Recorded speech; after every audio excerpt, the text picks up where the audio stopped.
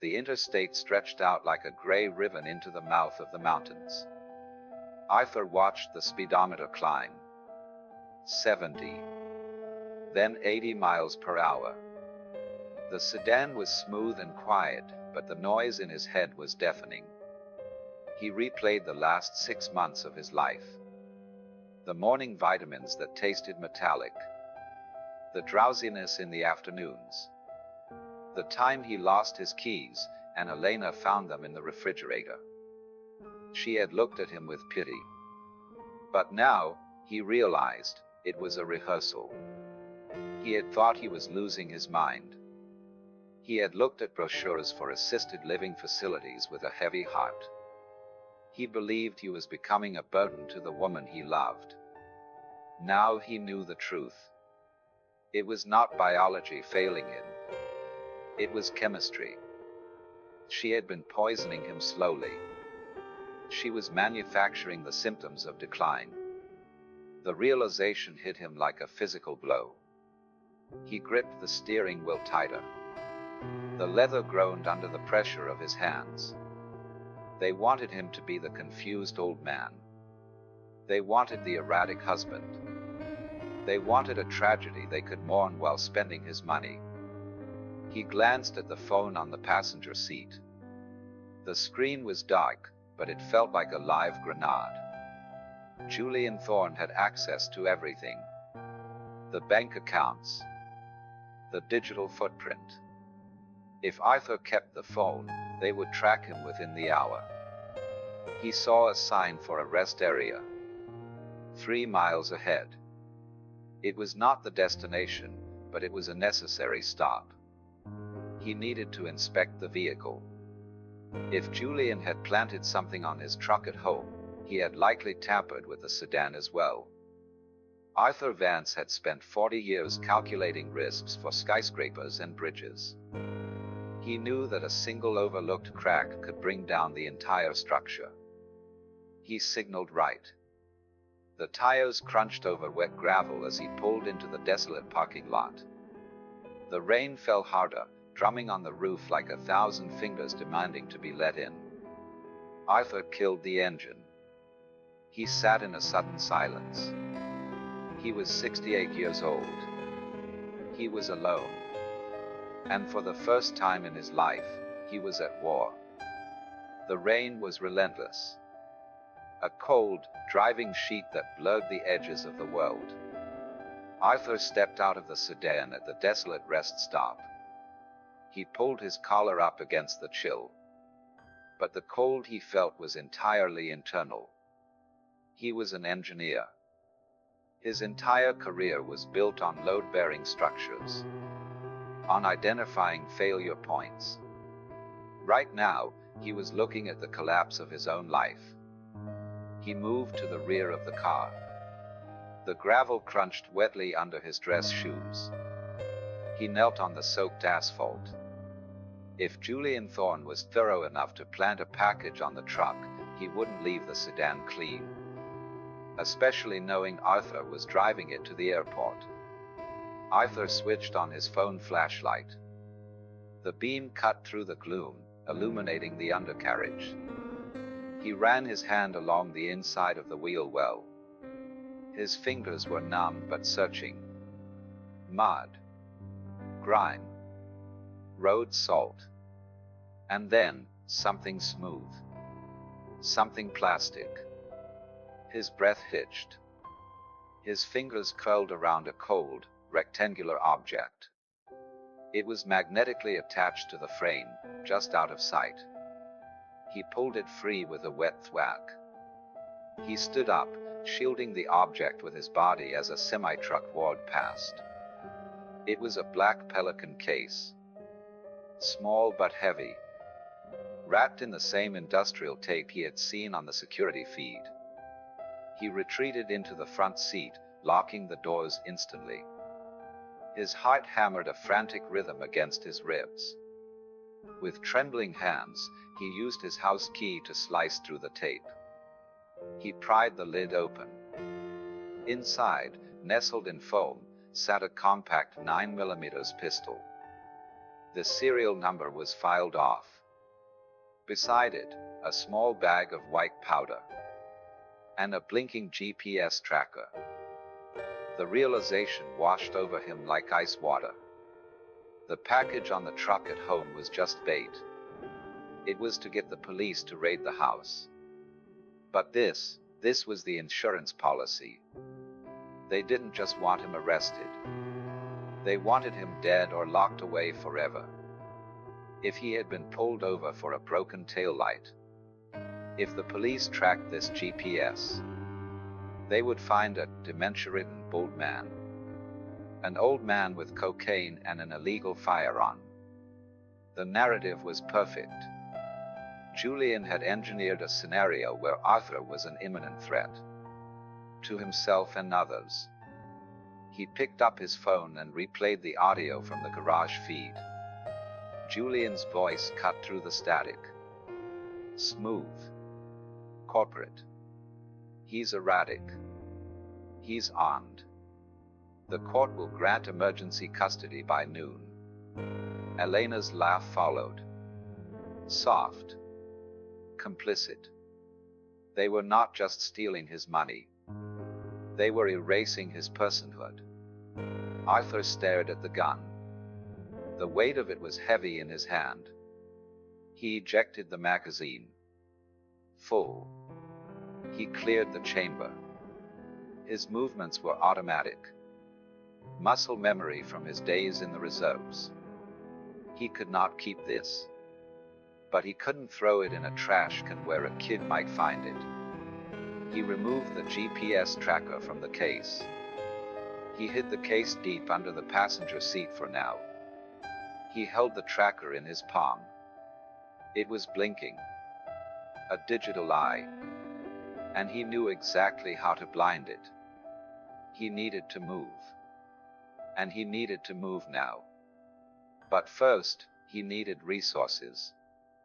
His credit cards were digital leashes. As soon as the missing person report was filed, Julian would flag them. Or freeze them. Arthur started the car. He drove to the service station at the far end of the rest stop. It was a rundown facility. Flickering fluorescent lights. A single ATM in the corner. He walked in, keeping his head down. He avoided the gaze of the sleepy attendant behind the glass. He inserted his debit card. PIN entered. Withdrawal. Daily limit, $500. It wasn't enough. He tried his second card. Another $500. He had $1,000 in cash. It would have to last. As he walked back to the car, he spotted a massive logging truck near the exit. Its engine rumbled like a dormant beast.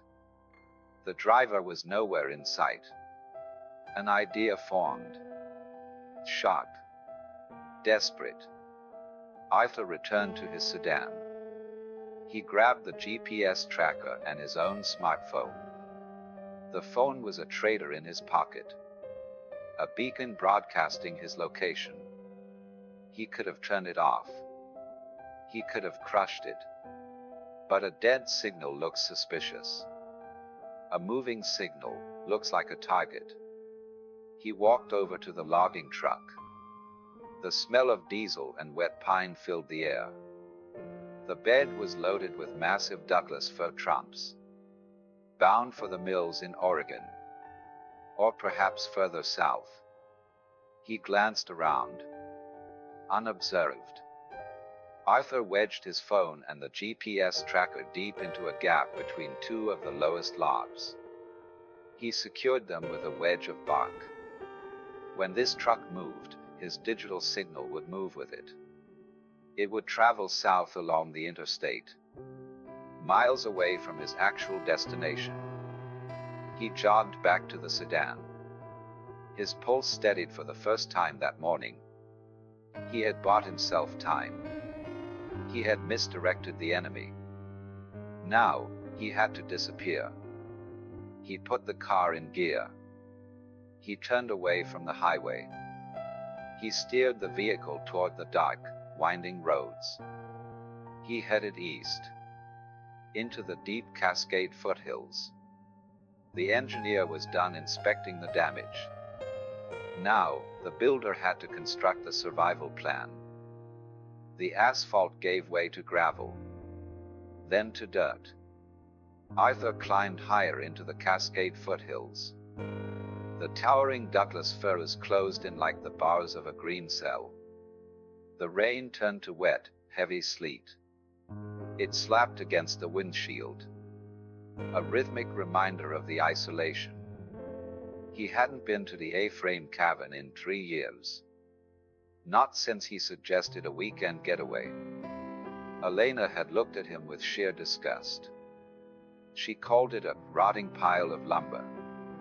She said it smelled of wet dog and despair. She refused to step foot in it. She demanded a luxury suite instead. At the time, her refusal hurt his feelings.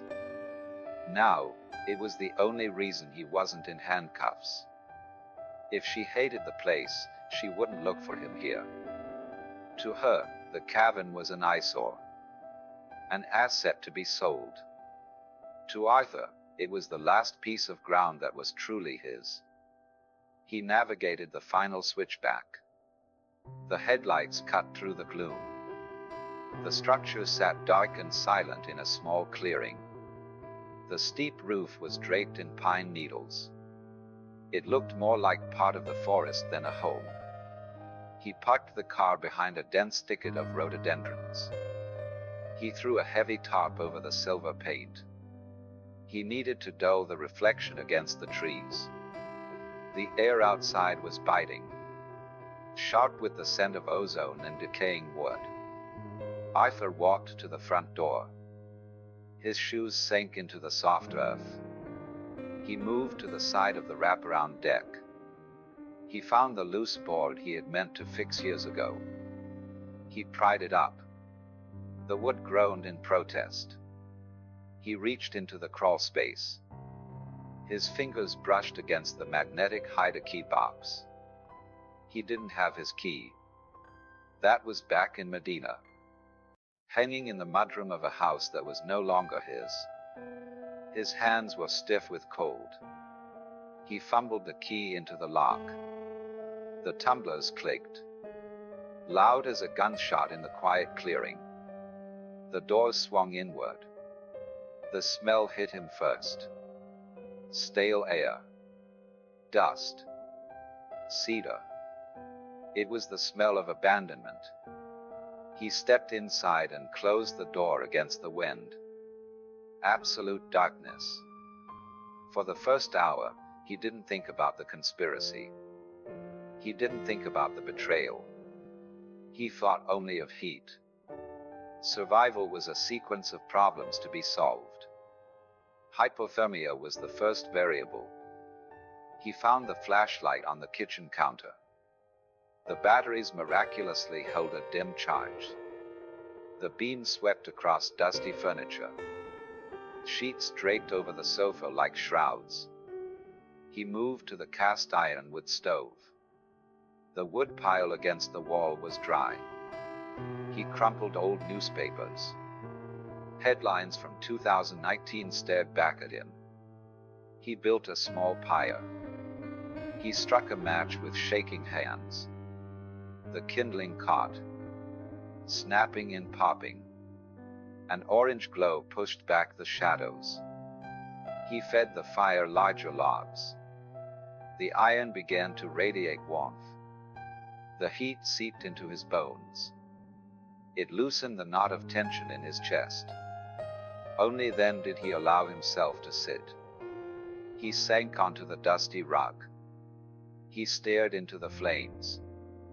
And he felt the crushing weight of the day settle upon him. He wasn't safe yet. Physical safety was temporary. Digital safety was the priority. Arthur went to the closet under the stairs. He pulled out a heavy, waterproof Pelican case. Inside was a tough book, ruggedized, equipped with a satellite uplink modem. He used it for remote site inspections. He kept it here for deep work. He booted it up. The fan whirred to life in the silence. He didn't connect to his standard accounts. He didn't use the local network. That would be a beacon. Instead, he initialized the satellite connection. He bypassed the terrestrial ISPs that Julian could trace. He spent the next hour building a fortress of ones and zeros. He created a new email address, routed through 3 different servers in Europe. He set up a VPN. He became a ghost. He was no longer Arthur Vance, the retired millionaire. He was a digital shadow watching from the mountains. Once the connection was stable, he logged into the one place they might have left a trail: the patient portal of their private health concierge. He typed in his username. He hesitated at the password field. Then he typed Elena's birthday. The screen flashed white. Access granted. He navigated to the Recent Visits tab. What he found made his stomach turn. According to the records, Arthur Vance had visited a Dr. Richard Sterling 6 times in 4 months. A neurologist he had never met. He clicked on the clinical notes. The text was clinical, detached, and utterly fabricated. Patient presented with increased agitation, disorientation. Wife reports patient became violent over missing keys. Diagnosis: rapid onset dementia with paranoid delusions. Arthur read the words again. A cold fury rose in his chest. He had never met Dr. Sterling. The incident with the keys happened, yes. But he hadn't been violent. He had been frustrated. Elena had moved them. She had gaslit him into an outburst. Then she documented it as a symptom. He kept scrolling. He found the notes on home management. Caregiver to administer daily compound of haloperidol and lorazepam. To manage aggression. Arthur froze. He thought about the mornings. The sunlit kitchen. Elena smiling, handing him his special blend green smoothie. I want you around for a long time, Arthur. She hadn't been extending his life. She had been chemically dismantling it. The brain fog, the sluggishness, the lost trains of thought. It wasn't age. It wasn't stress. It was poison. She had been dosing him every single day, keeping him docile, manufacturing the very symptoms the doctor was documenting. He pushed the laptop away. He stood up abruptly. The chair scraped loud against the wood floor. He paced the small room. The betrayal was total. It was intimate. They didn't just steal his money. They stole his mind. They made him question his own sanity. He remembered the shame he felt, the fear of becoming a burden. It had all been engineered. Arthur walked to the window. He stared out into the pitch-black forest. The adrenaline was fading, replaced by a white-hot rage. He wasn't a senile old man. He wasn't broken. He was a structural engineer. And he had just found the crack in the foundation. They made one critical error. They assumed the drugs had worked well enough to dull him permanently. But out here, the cold air was clearing his head. He turned back to the laptop. The screen glowed like a beacon. He didn't just need to survive anymore. He needed to extract the poison. Not just from his body, but from his life. He sat back down. He began to download every file, every note, every fabricated prescription. He would need proof. Arthur Vance was done being the patient. It was time to become the surgeon. Arthur needed eyes inside the fortress. He couldn't call Marta. The house landline was certainly monitored. He had to rely on a secret channel. A burner email account he had set up for her years ago for immigration documents. He typed a single line, coded in the shorthand of their decade-long relationship. The drainage issue is critical. Meet me at the 24-hour stop off exit 34. Bring the backup files. Come alone. He hit send. He watched the cursor blink in the darkness, counting the seconds. If Julian had seized her phone, if Elena was standing over her shoulder, the police would swarm the exit within the hour. 10 minutes later, a reply pinged back. 3 simple words. I'll be there. Arthur extinguished the fire.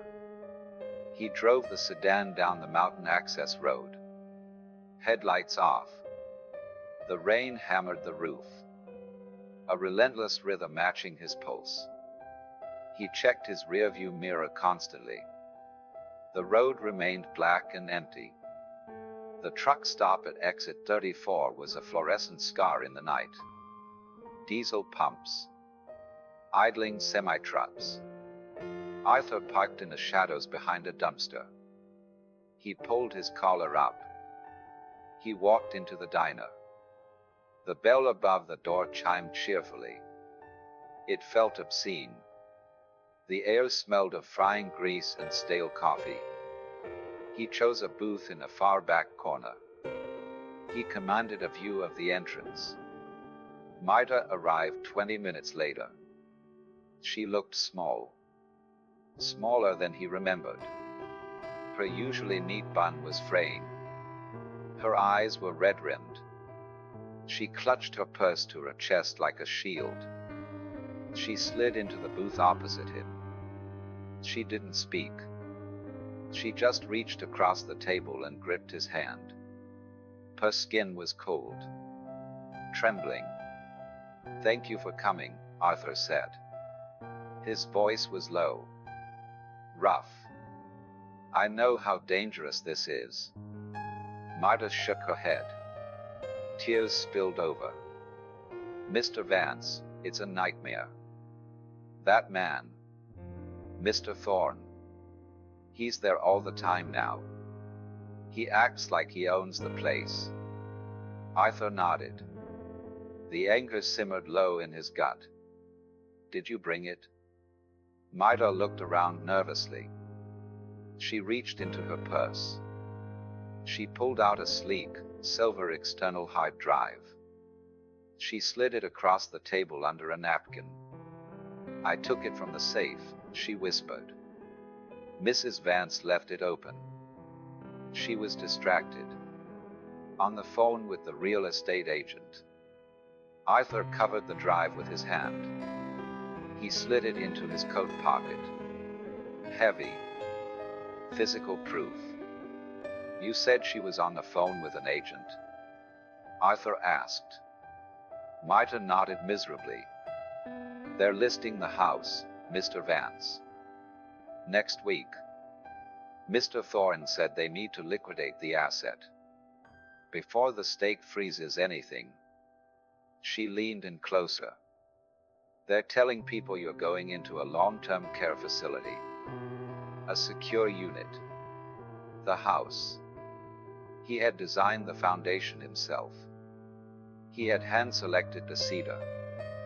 Now, they were selling it brick by brick, while they locked him away in a drugged haze."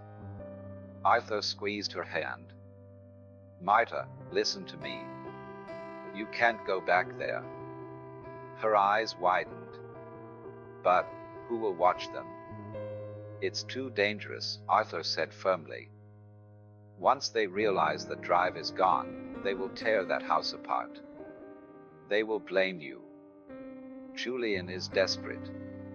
And desperate men are violent." He reached into his pocket. He pulled out $500, half of his remaining cash. He pressed it into her hand. Go to your sister's in Tacoma tonight. Don't go back for clothes. Don't call Elena. Just disappear. Maida looked at the money, then at him. You're a good man, Mr. Vance. She stood up. She pulled her coat tight. Be careful. Mr. Thorne, he carries a gun now. I saw it in his waistband. The information landed hard. He wasn't dealing with white-collar criminals anymore. He was dealing with armed combatants. I know, Arthur said. Go. He watched her walk out into the rain. He waited until her taillights faded onto the highway. He stood up. He had the hard drive. He had the intel. And he had a warning. It was time to see exactly what they had stolen. The drive back to the cabin was a blur. Rain-slicked asphalt. Adrenaline. Arthur checked his mirrors constantly. When he finally locked the cabin door, the silence felt heavier than before. He went immediately to the table. He plugged in a silver hard drive. The device whirred to life. A mechanical heartbeat in the quiet room. A password prompt appeared on the screen. Arthur didn't hesitate. He typed in their wedding anniversary. Access denied. He typed the name of their first dog. Access denied. He paused. He closed his eyes. He tried to think like Elena. What did she value? What did she obsess over? He typed in the date her first trust fund payout had matured. The screen flashed green. Access granted. The file structure was chaotic. But one folder stood out.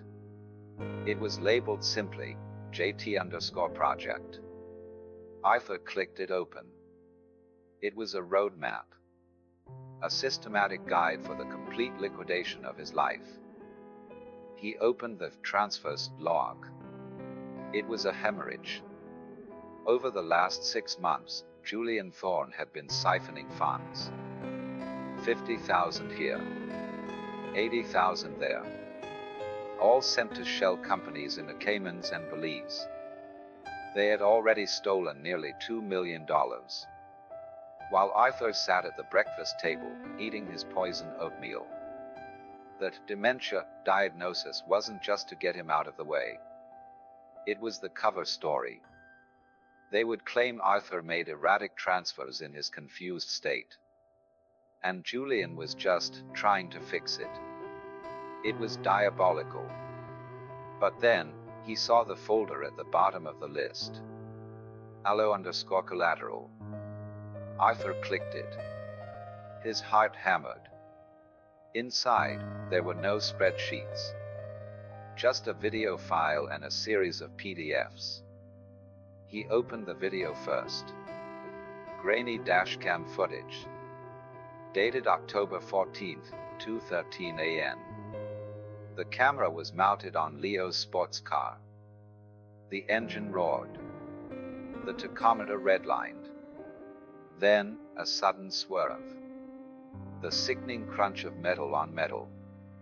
The car slammed into a parked SUV. It spun out. In the silence that followed, Arthur heard his son's voice. Slurred. Panicked. Oh God. Oh God, no. The camera view shifted. Leo stumbled out. He vomited onto the pavement. Clearly intoxicated. A moment later, another car pulled up. Julian Thorne stepped into the frame. He didn't look worried. He looked like a predator finding a wounded animal. He walked over to Leo. He steered him away from the wreck. The audio was clear. Get in my car. I'll handle this. But you owe me. Arthur stopped the video. He felt sick. He opened the PDFs, emails between Julian and Leo.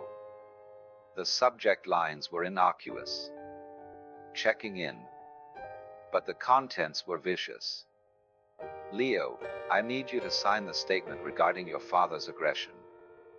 If you don't, the district attorney gets the video. Felony DUI. Leaving the scene. 5 years, kid. Your choice. Another email. Your mother needs this. Do you want to destroy your future? Or do you want to help us get your father the care he needs? The realization hit Arthur.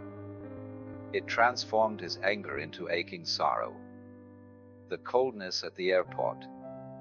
The refusal to make eye contact. It wasn't teenage rebellion. It was shame. It was fear. Leo was drowning. He was a 24-year-old kid who made a mistake. And he had fallen into the clutches of a sociopath. Julian had weaponized Leo's guilt. He turned the boy against his own father. Arthur stood up. He walked to the window. For the last 24 hours, he believed he had lost his son. He believed Leo was a willing participant. But Leo was just another victim. A hostage. Arthur leaned his forehead against the cold glass. The game had changed. This wasn't just about clearing his name anymore. This was a rescue mission. He wasn't just fighting for his freedom. He was fighting for his son's soul. If he went down, Julian would own Leo forever. Arthur turned back to the screen. His face hardened. He closed the collateral folder.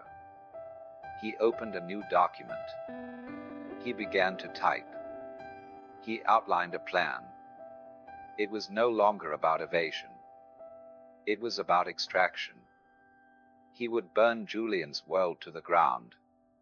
Yes. But first, he was going to get his boy back. The morning sun struggled to pierce the heavy canopy. Gray light filtered into the cabin. Arthur sat before the tough book. He navigated to a Seattle News live stream. The buffer will spun. Then, the image resolved into high definition. The banner at the bottom of the screen was bright red. Bold. Missing Medina man, armed and dangerous.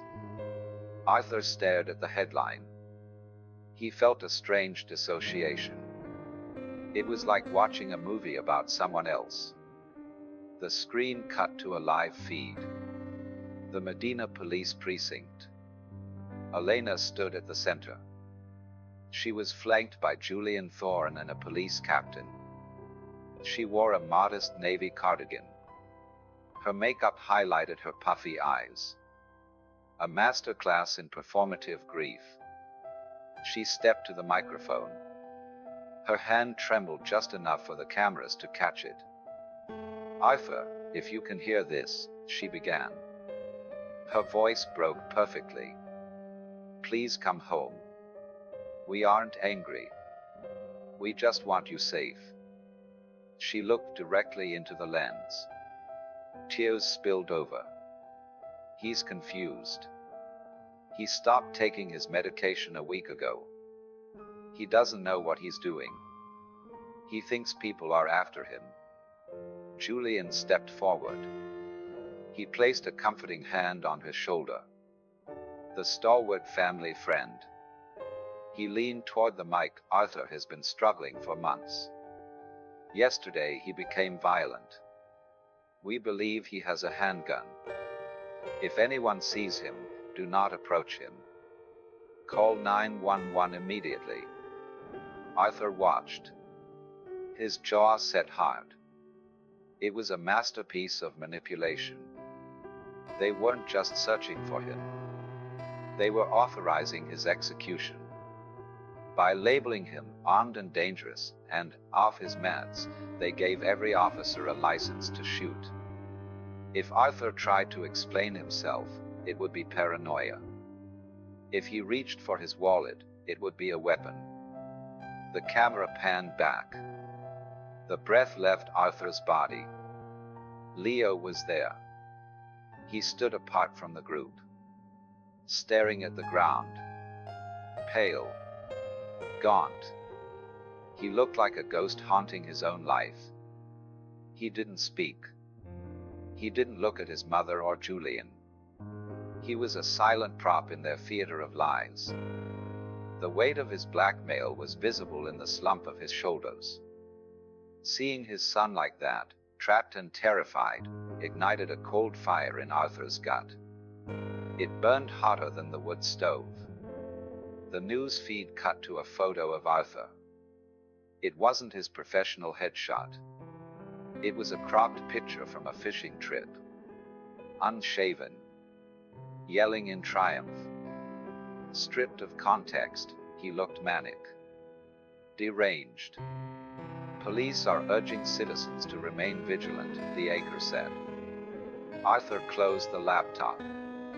The silence rushed back. But it felt different now.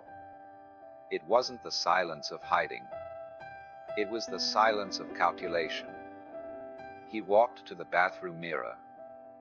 He saw the man they described. Stubble. Dark circles. Rumpled clothes. He looked like a fugitive. He looked like a victim. He reached for the razor. If he stayed here, they would find him. Julian was smart. He would figure out the decoy. When they came, they would come with a SWAT team. They would expect a firefight. Hiding was a passive strategy. Passive structures collapse under pressure. He needed to be active. He needed to be the architect of the next phase.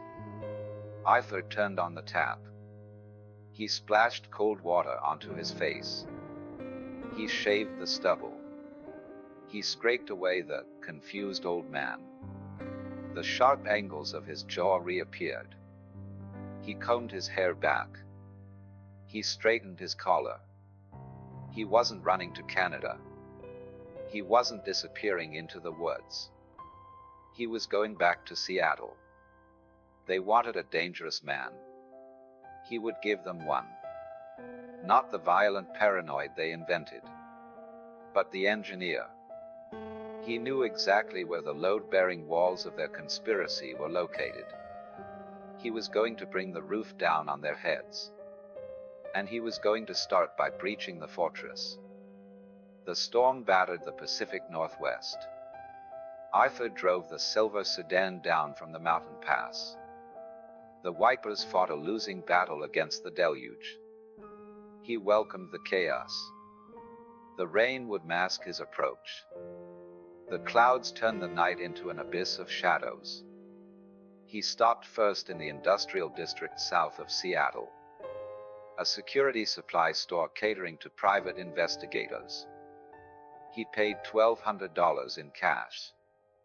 He bought 4 high-definition pinhole cameras, independent cellular uplinks, long-life battery packs.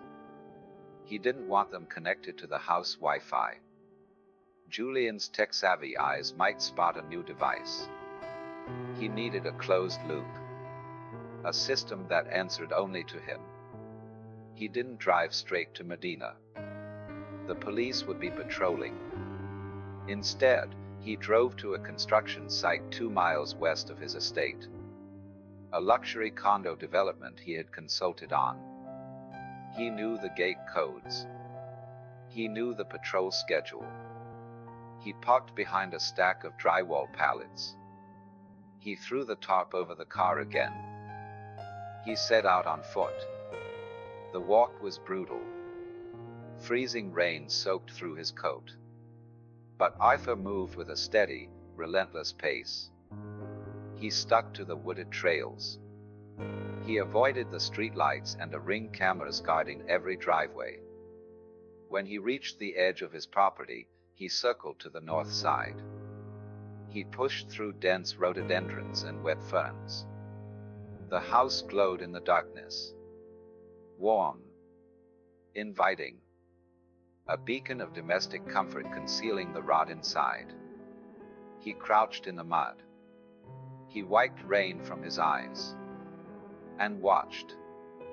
At 9:15 p.m., headlights swept across the driveway. The garage door rolled up. A sleek black BMW M5 pulled in. Julian's car. Arthur watched the door descend, sealing the interloper inside. A few minutes later, the kitchen lights brightened. Silhouettes moved against the blinds. Elena pouring wine. Julian leaning against the island, laughing. The sight twisted in Arthur's gut like a knife. The casual intimacy. The usurpation of his space. His routine. His life. Julian wasn't just stealing his money. He was wearing his life like a stolen coat. Arthur closed his eyes. He visualized the blueprints. The lines were etched into his memory. He remembered the arguments about drainage, the reinforced concrete foundation, and the service access tunnel. It was a 3-foot wide culvert, designed to divert groundwater from the sub-basement, barred with a steel grate to keep raccoons out. But Arthur knew the locking mechanism. He had installed it himself. It was the flaw in the fortress, the one entry point that bypassed the perimeter alarms. It would be tight, flooded with freezing runoff, infested with spiders, but it led directly into the mechanical heart of the house. He checked his watch. 9:45 p.m. Too early. He needed them asleep. He sat in the mud. The rain hammered his back. He waited. He watched the lights go out. Kitchen. Living room. Hallway. Finally, the master bedroom. He gave them another hour to fall into the deep sleep of the guilty or the arrogant. At 1 a.m., the house was a tomb. Arthur stood up. His joints were stiff. His body shivered. But his mind was crystal clear. He checked the bag of cameras. He checked the small pry bar. He wasn't Arthur Vance, the husband. He was the engineer conducting an emergency inspection. He moved out of the tree line. He sprinted across the wet lawn, heading for the dark patch of ivy where the drainage pipe waited. The steel grate came away with a wet, grinding protest. The sound was swallowed instantly by the roar of the storm. Arthur slid feet first into the corrugated culvert. The freezing slurry of mud and runoff soaked through his trousers immediately. The pipe was claustrophobic, only 3 feet in diameter. A throat of galvanized steel that smelled of rot and stagnant earth. He crawled on his elbows and knees. He dragged the bag of equipment behind him. The darkness was absolute, save for the narrow beam of the penlight clenched in his teeth. This was the indignity Julian and Elena had reduced him to, forcing the builder to crawl through the gutters. But as the freezing water numbed his skin, Arthur felt a cold clarity. He wasn't just infiltrating a building. He was entering the bloodstream of the conspiracy. He counted the rivets in the steel, measuring distance by touch. He reached the junction where the drainage system intersected with the sub-basement. He pushed up against the heavy maintenance hatch. His shoulders burned with effort. The seal broke with a sharp hiss of equalizing air pressure. He emerged into the mechanical room. It was a concrete box filled with the hum of the furnace. The air was warm and dry, smelling faintly of laundry detergent. Arthur stood up. He stripped off his ruined jacket. He wiped the mud from his hands. He checked his watch. 1:42 a.m. The house above him was silent. A sleeping beast unaware of the infection in its gut. He moved to the main HVAC trunk. He climbed the internal ladder, moving with the slow, deliberate patience of a hunter. He stopped first at the level of the study. He found the ventilation gap behind the built-in mahogany bookshelves. He didn't use a drill. That was too loud, too risky. Instead, he used industrial adhesive tape. He mounted the fiber optic lens deep in the shadows of the shelf. Silent. Invisible. The camera now looked directly at his desk. The place where Julian sat to steal his fortune. The kitchen was next. It was the most dangerous installation. It required him to leave the safety of the wall void. Arthur slipped out of the pantry door. He entered the kitchen proper. The room was bathed in the ghostly blue light of the microwave clock. He moved across the tile floor in his socks. Silent as smoke. He climbed onto the granite countertop. His heart hammered against his ribs. He wedged the second camera into a gap in the crown molding. He angled it down toward the island. He was just securing the mount when he heard it. The creak of a floorboard. On the second floor. Then another. Footsteps on the stairs. Heavy. Uneven. Descending. Arthur froze. He was exposed. Perched on a counter in the middle of the room. He slid down.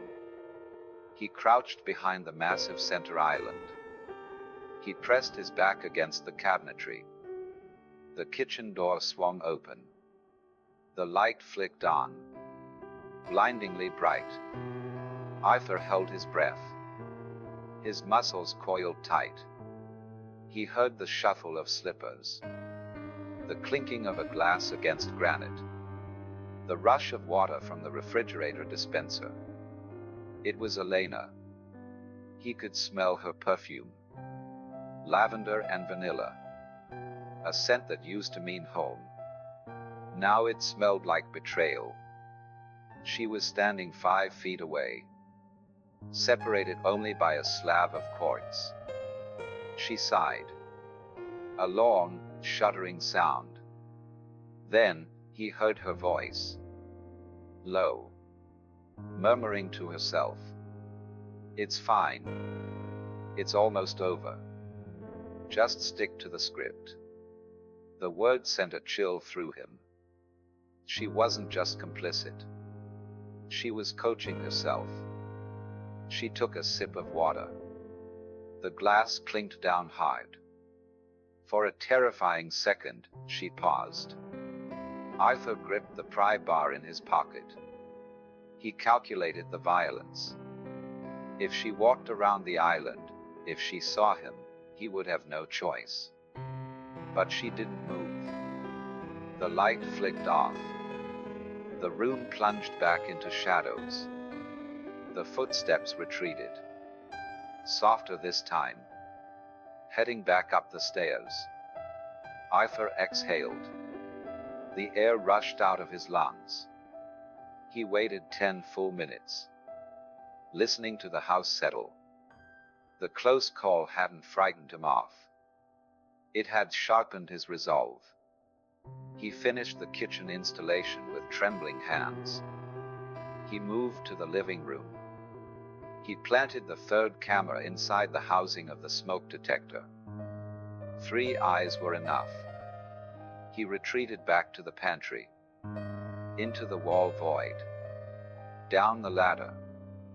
He exited through the drainage tunnel. The mud welcomed him back like an old friend. When he emerged into the storm-lashed woods, he was shivering uncontrollably. He pulled out his phone. He checked the app. 3 green lights blinked back at him. The fortress was breached. Now, he just had to wait for them to hang themselves. The morning light in a cavern was thin, watery. The storm still raged outside. But Arthur didn't notice the weather. He sat hunched over the tough book. His eyes were locked on the grid of 3 video feeds. He was fueled by cold, steady adrenaline. The connection to Medina was stable. On the screen, his kitchen looked serene. Soft morning light. Gleaming granite. It was the image of the life he had lost. But Arthur knew the truth. He adjusted his headset volume. He listened to the ambient hum of the refrigerator. He was a sniper in a blind, waiting for the target to reveal itself. At 7:58 a.m., movement flickered. Elena entered the frame. She wore her silk robe. Her hair was pulled back. She looked every inch the grieving wife. She poured coffee. She leaned against the island. She checked her phone. Arthur searched her face for guilt. He found none. She looked bored. She set the phone down. She opened the cabinet to the left of the sink, the one for her supplements. She pulled out a large tub of protein powder and a small, amber prescription bottle. No label. Arthur leaned closer to the screen. His breath held in his chest. This was it. The camera in the crown molding provided a perfect bird's-eye view. She unscrewed the cap. She shook out 4 large white pills. She didn't take them. She reached into a drawer. She pulled out a heavy stone mortar and pestle. Arthur watched his wife drop the pills into the bowl. She began to grind them. The microphone picked up the sound. Harsh. Rhythmic. Stone on stone. Asterisk scrape. Scrape. Scrape, asterisk. It echoed in Arthur's ears like a judgment. She worked the pestle until the pills were fine dust. Then, casually, she scooped the powder into the protein tub. She stirred it into the vanilla shake mix. This was the health blend she insisted he drink. This was the love she had been feeding him. Haloperidol. Lorazepam. Maybe worse. She was reloading the weapon, preparing the next dose in case he returned. Arthur hit the record button. He captured every second. It wasn't just a crime. It was the death of his marriage, pulverized into dust. At 8:15 a.m., the side door opened. The audio picked up the beep of the disarmed alarm. Julian Thorne walked in. He shook rain from a black umbrella. He wore a suit. Immaculate. Predatory. He walked into Arthur's kitchen like he held the deed. "Any news?" he asked. He tossed his keys onto the counter, dangerously close to the mortar and pestle. Elena didn't look up. "Nothing. The police hotline is quiet." Julian grunted. He grabbed a sparkling water from the fridge. "Good. Let him run. The longer he's out there, the more unhinged he looks." He took a sip. "My contact at the precinct called. They found the truck." Arthur froze. Julian smiled. A cold, thin expression. "They found the package too. The K9 unit marked it immediately. The gun. The cocaine. The GPS. It's all logged into evidence." Elena looked up. Anxiety flickered in her eyes. "And the fingerprints?" "Clean," Julian assured her. "Just like we planned. It doesn't matter. It's his truck. The narrative is set. He gestured around the room. The police are convinced he's having a psychotic break. When they find him, they won't be looking to talk. They'll be looking to neutralize a threat. Elena stirred her coffee. What if he tops? What if he demands a blood test? Julian laughed. A dismissive bark. Let him. That's the beauty of it. You've been feeding him that cocktail for 6 months. It builds up in the fatty tissue. He leaned in. Even if he hasn't taken a dose in 48 hours, he'll still pop positive. A tox screen won't clear him, L. It will convict him. It will prove he's been medicated for severe mental instability. It validates Dr. Sterling's notes. He squeezed her shoulder. Relapse. We've won. We just need to wait for him to surface. Arthur sat back in the cabin. Blood roared in his ears. They were counting on the drugs remaining in his system. They believed the poison was their safety net.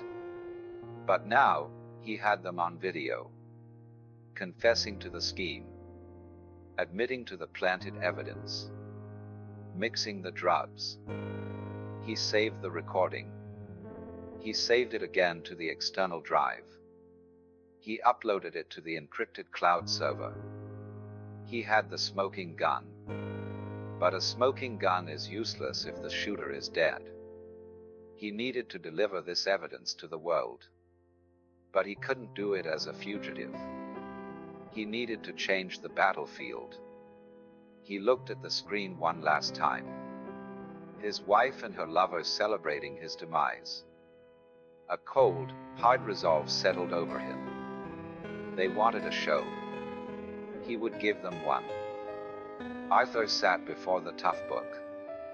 The cursor blinked on a blank page. Possession of evidence was not the same as victory. If he walked into a police station now, Julian's contact would intercept the drive. They would claim it was doctored footage. The narrative of his dementia was too deep. To the authorities, he was a liability to be managed, not a victim to be heard.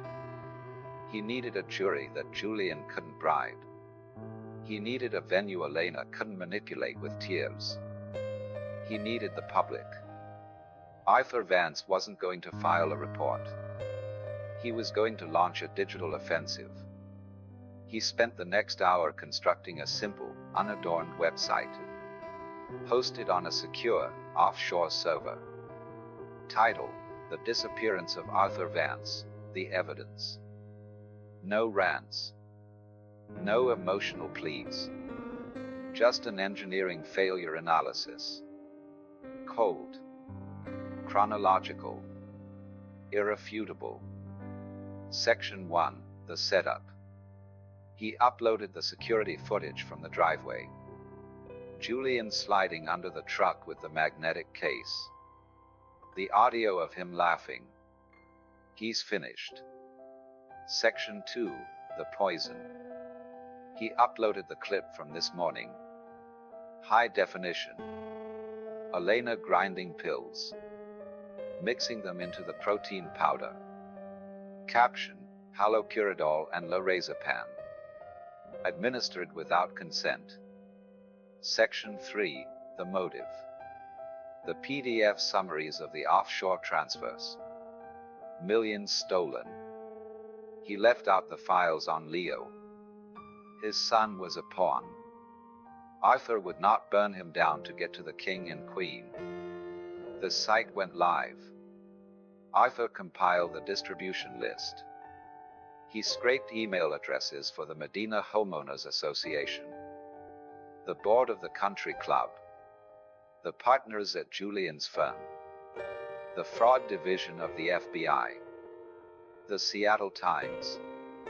He was lighting a signal fire visible from space. At 11:42 a.m., Arthur took a breath. He hit send all. The progress bar raced across the screen, delivering the package to 300 inboxes simultaneously. Arthur minimized the window. He maximized the live feed from the kitchen. The trap was sprung. For 10 minutes, the kitchen remained quiet. Elena chopped vegetables. Julian scrolled through news feeds on his laptop. Then, the vibration started. Julian's cell phone buzzed against the mahogany table. He ignored it. A moment later, Elena's phone lit up. Then again. And again. A steady, insistent rhythm of notifications filled the room. Julian frowned. Who is blowing up my phone at noon? He unlocked the screen. Arthur watched the blood drain from his face in real time. Julian froze. His eyes darted back and forth. Julian? Elena asked. What is it? Don't answer your phone, Julian whispered. His voice was hollow. Don't look at texts. Is it the police? Did they find him? No, Julian said. He looked up at the ceiling, scanning the room with sudden, terrified paranoia. He found us. He turned the phone screen toward her. Elena gasped, hand to her mouth. Everyone, Julian snapped. The board. My partners. The news. It's a link, Elena. A website. He typed furiously on his laptop. A moment later, the silence was shattered. The recording played from his speakers. Asterisk scrape. Scrape, asterisk, the sound of Elena poisoning her husband. Elena screamed. Turn it off. My God, turn it off. She lunged for the laptop. She slammed it shut. But the silence didn't return. The landline began to ring. Then the doorbell chimed. Once. Twice. Then heavy pounding. Reporters, Julian hissed. Or neighbors. They've seen it. They've all seen it. He looked at the ceiling again. He's watching us. He put cameras in the house. That footage, it's from this morning. Elena slid down against the refrigerator. The poisoning. They saw the pills. Julian, that's life in prison. Shut up. Julian roared. He paced like a caged animal. We have to spin this. He dialed a number. Captain, he barked. We have a situation. It's a deep fake. It's AI generated. Put out a statement saying it's a hoax. He paused. He listened. Arthur watched his face crumble. What do you mean it's too late? What do you mean the mayor has seen it? Julian lowered the phone slowly. He didn't say goodbye. He's not sending a squad car, Julian said quietly. He can't help us.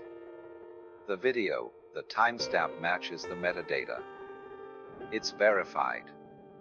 Arthur sat back in his cabin. A cold satisfaction settled in his chest. The Dementia defense had just collided with reality. The fortress in Medina was coming down.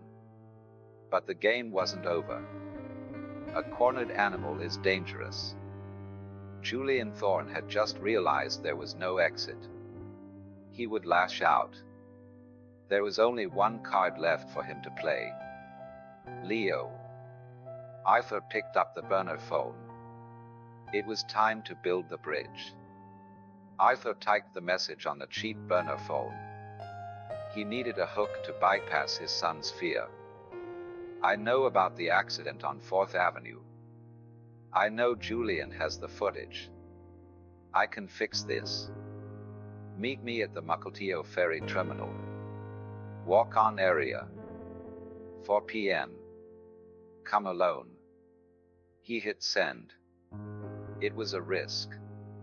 But Julian and Elena were drowning in a digital firestorm. They would be distracted.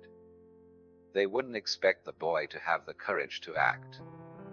Arthur drove to the coast. The drive took 2 hours. He parked 3 blocks away. The ferry terminal smelled of diesel and brine. The rain fell in a steady drizzle. Arthur stood near the ticket booth. He scanned the crowd. 3:58 p.m. If Leo didn't show, the plan fell apart. If Leo brought the police, it was over. Then, he saw him. Leo walked out of the drop-off lane.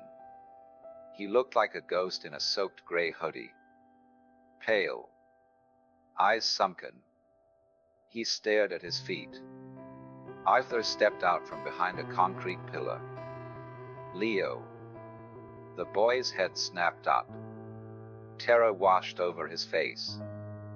He took a step back. Ready to run. Dad, he whispered. His voice cracked. I didn't think you'd come. I told you I would. Arthur kept his voice low. Come with me. Not here. He led his son down a narrow maintenance path. Sheltered by the pier. The sound of waves crashing against pilings provided a cone of silence. Leo slumped against the concrete wall. He buried his face in his hands. I'm sorry, he sobbed. I'm so sorry. I didn't know what to do. He said he'd send me to jail. He said I'd never have a life. Arthur crouched down. Eye level with the boy. Look at me, Leo. Leo shook his head. Look at me. Slowly, Leo lowered his hands. His face was streaked with rain and tears. Arthur gripped his shoulder. Firm. Grounding. I saw the video. You hit a parked car. You were scared. You made a mistake. I was drunk, Leo confessed. Julian showed up. He said he could make it go away. He said Mom needed legal control to help you. I thought I was helping. He lied to you, Leo, Arthur said. Just like he lied to me. The crash. Property damage. A misdemeanor.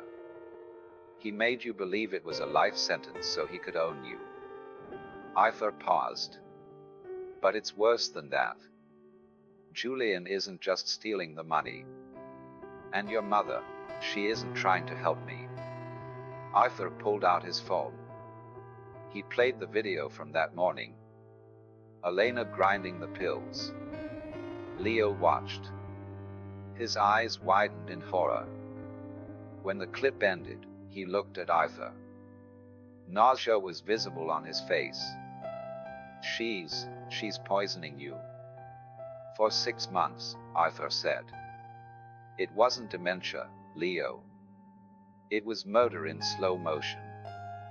Leo stood up. He staggered.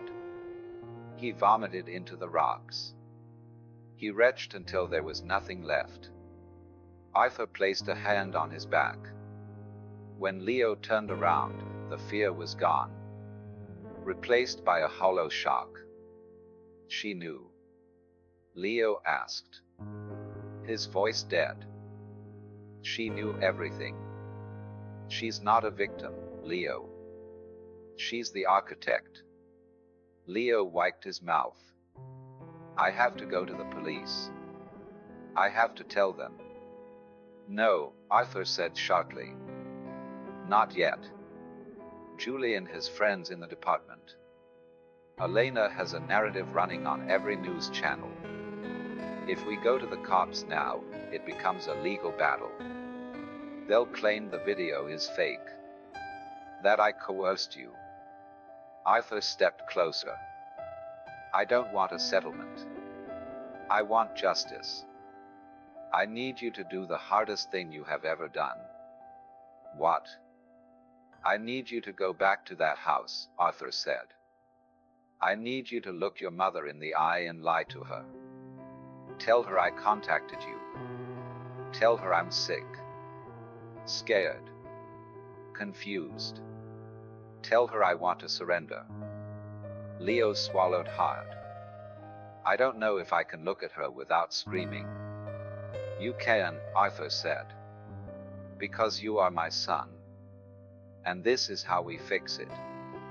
Not by running, but by building a trap they can't escape. He pulled Leo into a hug. The boy shook against him. I forgive you, Leo. Now, go finish this. Leo pulled back. He took a deep breath. He nodded. The victim was gone. The soldier remained. Okay, Leo said. I'll do it. He turned and walked back toward the city. Back into the lion's den. Arthur watched him go. He felt a fierce, painful pride. The bridge was built. Now, they just had to cross it. The rain turned into a torrential downpour. Leo pulled his rental car up the driveway. The house looked different tonight. Curtains drawn tight. Security lights cutting through the mist. Leo gripped the steering wheel. Knuckles white. He wasn't just walking home. He was walking onto a stage. A single flubbed line could cost his father's life. He touched the phone in his pocket. He took a deep breath. He stepped out into the storm. He punched the code. His birthday. A cruel reminder. Inside, the atmosphere was suffocating. Stale wine. Nervous sweat. He heard frantic arguing from the kitchen. Leo walked down the hallway. His wet sneakers squeaked. Elena sat at the island, face puffy. Julian stood by the window, scotch in hand. Julian lunged forward. Where the hell have you been? He barked. We've been calling you for 3 hours. The internet is burning down, Leo. Leo didn't flinch. He let his shoulders slump. I was with him, he whispered. The words sucked the oxygen out of the room. Elena dropped her glass. It shattered on the granite. You sought him. Julian grabbed Leo's arm. Where is he? Is he armed? He's not armed, Leo lied. He shook his head frantically. He's a mess, Mom. He called me from a payphone. He was crying. He threw the gun in the sound. Leo looked at Julian. Pleading. He's scared. He's cold. He just wants to come home. Julian released him. Calculating. He wants to come here. He thinks the TV is talking to him, Leo said. He wants to sign the papers. He just wants the noise to stop. Elena sobbed. Oh, Arthur. He's really gone. But Julian smiled. A slow, predatory smile. If he signs voluntarily, we can spin the website. We can claim it was a deep fake. But we need his signature. He turned to Leo. Where is he? In my car. I told him to wait. Bring him in, Julian commanded. The back way. No neighbors. Leo turned. He walked back down the hallway. Heart hammering. He stepped outside. He didn't open the car door yet. He pulled out his phone. He typed a single word, green. He waited for the confirmation. A mile away, Arthur read the message. He adjusted the laptop on the passenger seat. The cameras inside the house were live. He opened the broadcasting app. He pushed the feed to the website. To the thousands of subscribers. He checked his rearview mirror. He looked tired. But he didn't look confused. He put the car in gear. The Trojan horse had opened the gates. Now, the engineer was coming to condemn the building. Arthur walked up the slate steps. He felt neither cold nor fear. He felt only icy clarity. The trap would hold. He paused at the front door. He didn't look at the security camera. He looked past it. Inside the walls, his hidden eyes were broadcasting to 50,000 witnesses. He opened the door. The hallway was too bright. Elena rushed forward. Hands outstretched. A mask of concern. Arthur, she breathed. Oh, thank God. Come in, sweetheart. You're safe now. She reached for his arm. She tried to pull him into her script. She guided him toward the living room. Legal documents sat on the coffee table. Julian stood by the fireplace. One hand in his pocket. Good to see you, Arthur, he said. His voice was smooth but tight. Let's get you sat down. Just sign the papers. Then we can call off the police. Arthur stood in the middle of the Persian rug. Water dripped from his coat. He looked at Elena. He looked at Julian. And then he looked at Leo. His son gave a nearly imperceptible nod. The bridge held. Arthur gently removed Elena's hand. He straightened his spine. He rolled his shoulders back. He shed the persona of the victim. I don't think I'll be signing anything tonight, Julian, Arthur said. His voice was calm, resonant, devoid of confusion. The silence was absolute. Arthur. Elena faltered. You're not making sense. I'm making perfect sense. I'm not confused. And I'm certainly not suffering from dementia. He nodded to Leo. Leo snatched the remote. He pointed it at the 80-inch television. The screen flickered to life. It mirrored Arthur's laptop. It wasn't a news channel. It was a live feed of the very room they stood in. The viewer count read 52,418. The chat stream was a blur. Julian stared at the screen. What is this? He whispered. I invited the jury into the courtroom, Arthur said. He tapped his phone. The feed on the TV changed. It was the recording from that morning. Elena at the island. The mortar and pestle. Asterisk scrape. Scrape. Scrape, asterisk, the sound filled the room. Elena backed away. No, she gasped. That's not real. It's real, Arthur said. And so is the toxicology report. Halopuridol and lorazepam. 6 months of systematic poisoning. He turned to Julian. And the offshore accounts. It's all there, Julian. It's been online for 4 hours. Julian's face contorted. The corporate mask evaporated. You think this matters? He hissed. The police are coming for you, Arthur. Not me. They are coming, Arthur agreed. He pointed to the window.